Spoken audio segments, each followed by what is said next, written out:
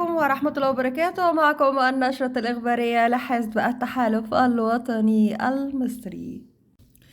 بيان مجلس النواب بشأن حكم المحكمة الدستورية العليا الصادر في القضية رقم 24 لسنة 20 قضائية دستورية بتاريخ 9 نوفمبر 2024. تابع مجلس النواب وبكل اهتمام حكم المحكمة الدستورية العليا الصادر اليوم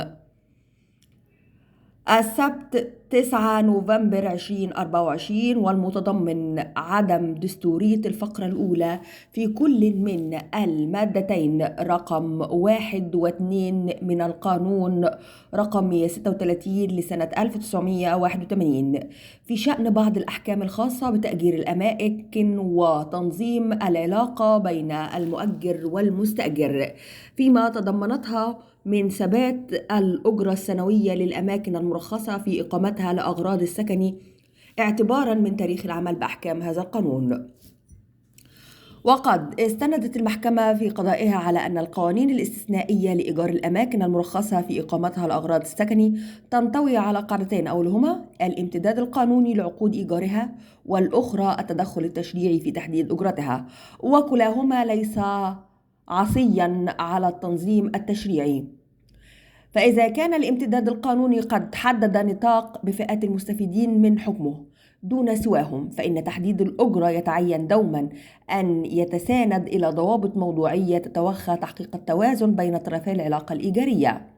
ومجلس النواب يؤكد على اهتمامه الخاص بالقوانين الاستثنائية والتي تنظم العلاقة بين المؤجر والمستأجر، والمعروفة بقوانين الإيجار القديم، بحيث بانها تمس العديد من الأسر المصرية، سيما وأنه كانت هناك محاولات سابقة لتناولها إلا أنها تعثرت لظروف عديدة.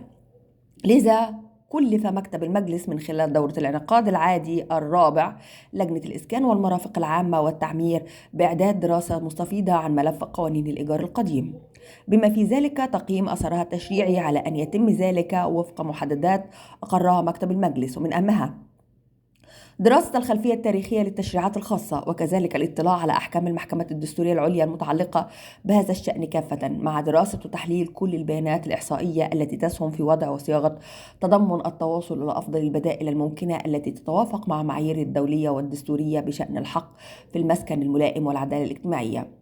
اتصالا بذلك فقد عدت لجنة الإسكان والمرافق العامة والتعمير بالمجلس تقريرا مبدئيا عن الموضوع المشار إليه، وبالذات الضوابط والمحددات التي أقرها مكتب المجلس في هذا الشأن، مثل المقرر المعروض على المجلس من خلال الجلسات العامة القادمة. ومجلس النواب هو الحارس الأمين لحقوق الشعب، سيواصل مناقشة القوانين الاستثنائية لإيجار الأماكن والتعديلات التشريعية اللازمة لتنفيذ حكم المحكمة الدستورية العليا المشار إليه بروح من التوازن والعدالة، ملتزما بحماية مصالح جميع الأطراف دون تغليب مصلحة طرف على حساب طرف آخر. فالأمر لا يتعلق فقط بضبط العلاقة بين المالك والمستأجر، بل بخلق بيئة قانونية تعزز من الاستقرار الاجتماعي وتدعم نسيج المجتمع.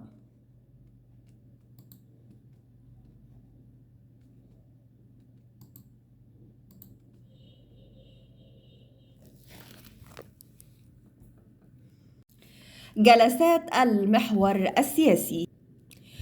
النظام الانتخابي في ظل الضوابط الدستورية، لجنة مباشرة الحقوق السياسية والتمثيل النيابي. المحور السياسي: النائب محمد خالد القاضي رئيس حزب التحالف الوطني المصري ورئيس الهيئة البرلمانية للحزب ورئيس المؤسسة الوطنية. هل يمكن تطبيق نظام القوائم النسبية بما يحقق الاستقرار في الشارع المصري؟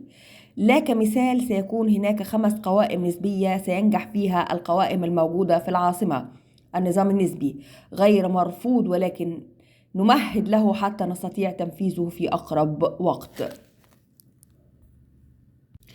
النائب مصطفى بكري عضو مجلس النواب: أي نظام انتخابي يحوز على 3 أمور: التوافق المجتمعي للتنظيم العملية الانتخابية، وعلى أن يكون نظام سهل، وهذا النظام يجب أن يكون سند للنظام الحزبي، أننا في مرحلة انتقالية والتوافق الوطني يعكس هدف الحوار. النائب اللواء طارق رسلان عضو مجلس الشيوخ ونائب رئيس حزب المؤتمر. القائمة المطلقة قد تكون الأنسب، ولكن لنا بعض الاقتراحات، فنحن نقترح أن يشكل لها كيان معين تحت أي مسمى، ما لا تكن 11 محافظة تشكل قائمة واحدة، والجزء الأهم هو اختيار القائمة كيان مشكل من سياسيين وشخصيات عامة. النائب عمرو درويش عضو مجلس النواب عن تنسيقية شباب الأحزاب والسياسيين. الحوار الوطني جاي في فترة زمنية هامة جدا، والنظام الانتخابي عاكس لطبيعة المجتمع وأؤيد النظام الأغلبي، سواء بالنظام القائمة المغلقة أو النظام الفردي أو المزج بينهما. السيد طارق درويش رئيس حزب الأحرار الاشتراكيين. توحيد الرؤى والأهداف للوصول إلى مخرجات تحقق أهداف الدولة المصرية ليس المحور السياسي فقط، إلا يكون للأحزاب مساحة ضيقة ولا تمييز حزب عن آخر، حتى نستطيع أن نحكم العملية بقوانين تجمع الجميع. أؤيد القائمة المطلقة.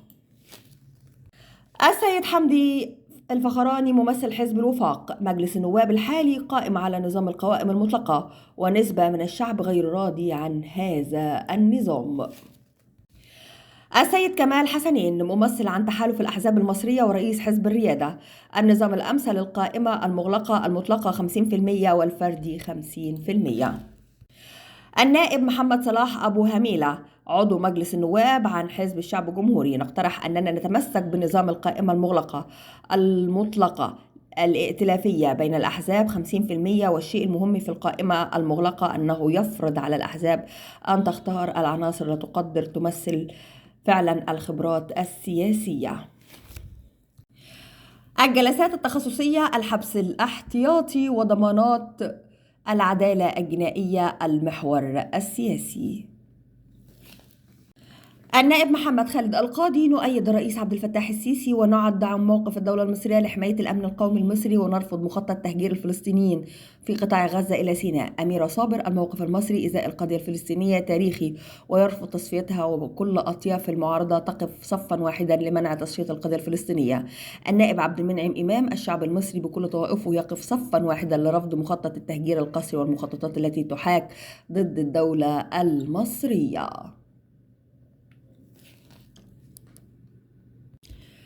النائب هشام حسين نواب الشعب جددوا موقفهم بالرفض القاطع لإكراه الفلسطينيين على النزوح داخليا أو تهجيرهم قسريا خارج أراضيهم. النائب ضياء الدين داوود مستعدون لدفع الفاتورة لحماية الأمن القومي المصري. النائب محمد خالد القاضي أرض الفيروز بما تملكه من شجر ورمل وبشر أرض مصرية خالصة ولن نفرط فيها. النائب محمد خالد القاضي رئيس حزب التحالف الوطني المصري. لأوان مصر، الحكومة لن تستطيع تحقيق آمال الشعب مع الرئيس السيسي، ولكنها نجحت في حفظ الأمن. أنا بميل لمسمى أمن الدولة، ولكن الأمن الوطني نجح في وأد الجريمة قبل حدوثها. المخابرات العامة نجحت بقوة في ظل ما يحدث بالدول المحيطة. رسالتي لوزير المالية: إلغي التقدير الجزافي للضرائب. مش بنقول مبروك لأي وزير جديد، ولكن بنقول له لما تنجح هنبارك ليك. أتمنى سرعة إنهاء كل ما يعرقل إجراء انتخابات المحليات. الدولة تحتاج لوزراء صنايعية لإحداث نهضة صناعية بالبلاد، ورئيس حكومة إدارجي.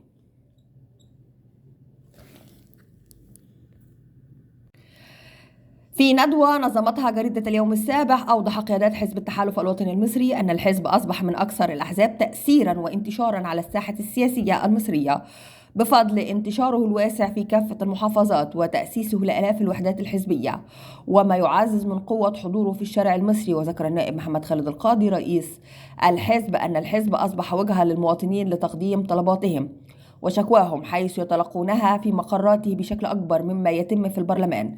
كما أشار إلى أن الحزب نجح في ضم 17 حزبا سياسيا ويسعى إلى تعزيز قوة الحياة السياسية الحالية دون اللجوء إلى تشكيل تحالفات جديدة. كما شدد النائب محمد خالد القاضي على أن الحزب يعتمد في تنظيمه على قواعد صلبة، وأنه يستعد للتنافس بقوة في انتخابات المحلية والبرلمانية المقبلة.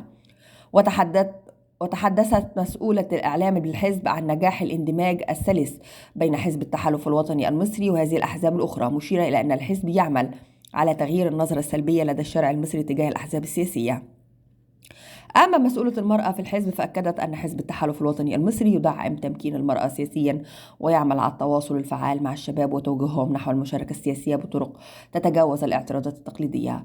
وردا على الانتقادات حول استقطاب قيادات من أحزاب أخرى، أوضح النائب محمد خالد القاضي أن الحزب يرحب بانضمام الكفاءات التي ترغب في المشاركة دون شروط مسبقة، مؤكدا أن الحزب يركز على تأسيس بنية قوية تشجع العمل الجماعي لخدمة الوطن والمواطنين. تصريح صحفي: الاستحقاقات الانتخابية المقبلة مهمة جدا لترسيخ بيئة سياسية قوية تدعم الدولة المصرية.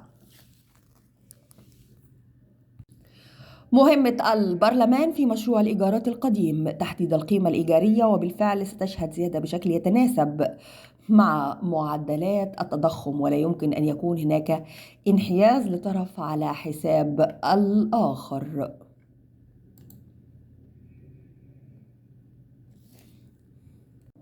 وإلى هنا تنتهي نشرتنا الإخبارية لحزب التحالف الوطني المصري. دمتم سالمين، والسلام عليكم ورحمة الله وبركاته.